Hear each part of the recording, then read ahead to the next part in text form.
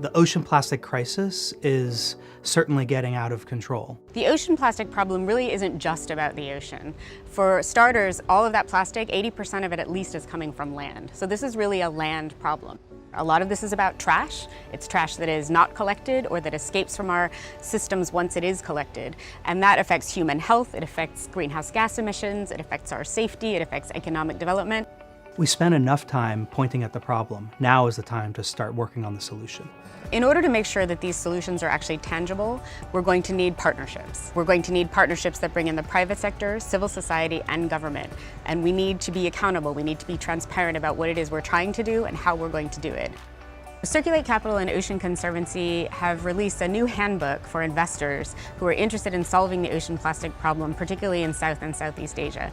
The handbook was written for a direct audience, institutional investors who are interested in deploying capital into waste and recycling in these countries, but don't have the experience or the basic information set to start to develop those strategies.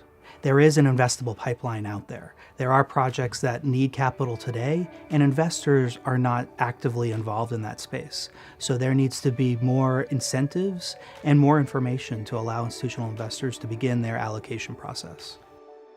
As you look to invest in the waste and recycling sector in these countries, the big question is, what is the end market? What can this waste product that currently ends up in the environment be made into? And it's a wide variety of opportunities, but the answer is that it has to be managed locally. We have to stop the hemorrhaging. It's not about going out into the ocean and picking up the stuff that's already there, and that's important and needs to be done, but I think the investable opportunities are more on land.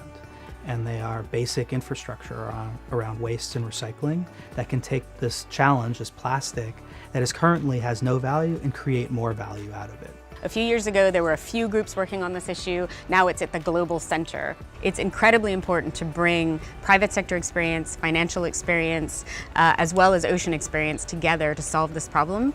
And I think the way that we're going to do this is really through those types of partnerships. It's a solution that starts now.